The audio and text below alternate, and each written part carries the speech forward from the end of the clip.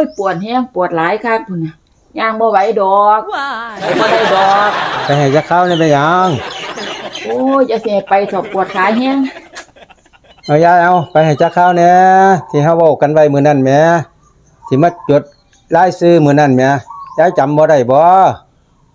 ไปให้จักข้าวเนี่ยยายจำได้ยายจำได้แล้วยังยายสิจำบ่ได้เดี๋ยวยายไปให้ข้าวเดี๋ยวยายไปให้ข้าวเดี๋ยวปิดประตูก่อน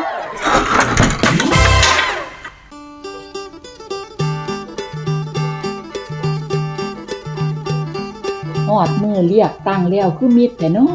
ะน้องคือบ่มีไผมาจักคนเนาะมื้อคืนนี่ก็ท้าอยู่จนบ่ดึกจนบ่ฮอดสอดแจ้งหมาก็บ่เห่าพอโต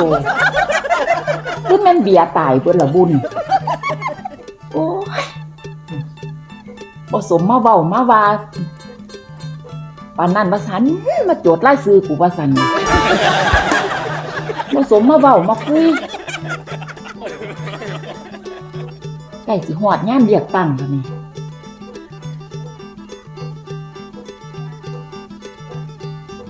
ยามนั้นว่าซั่นมาขอรายชื่อมาโจทย์รายชื่อกูคือค่ะ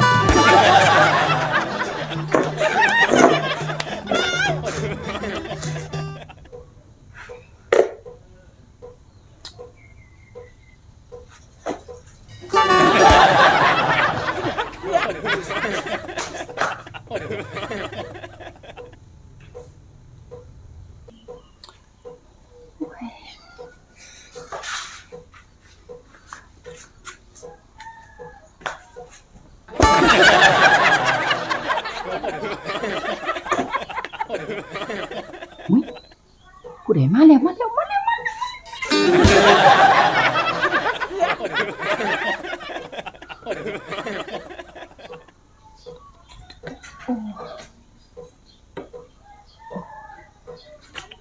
โอ้ยปวดขายังเด้โอ้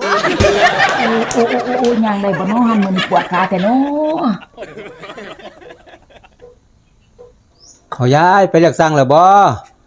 โอ้ยยายคือสิไปบ่ไหวดอกยายปวดขาแห้งบ่ไหวดอกมาปวดแห้งอยู่บ่ยายบ่พอสิไปได้อยู่บ่โอ้ยปวดแห้งปวดหลายคักพุ่นน่ะย่างบ่ไหวดอกไปบ่ได้ดอกไปให้จักข้าวนี่ไปหยังโอ้ยจะเสียไปถอดปวดขาแห้งเอาจักข้าวน้อยยายเอาไปให้จักข้าวเนี่ยที่เฮาเว้ากันไว้มื้อนั้นแหมที่มาจด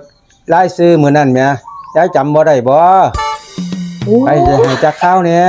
ยายจำได้ยังยายสิจำบ่ได้เดี๋ยวยายไปให้ข้าวเดี๋ยวยายไปให้ข้าวเดี๋ยวปิดประตูก่อน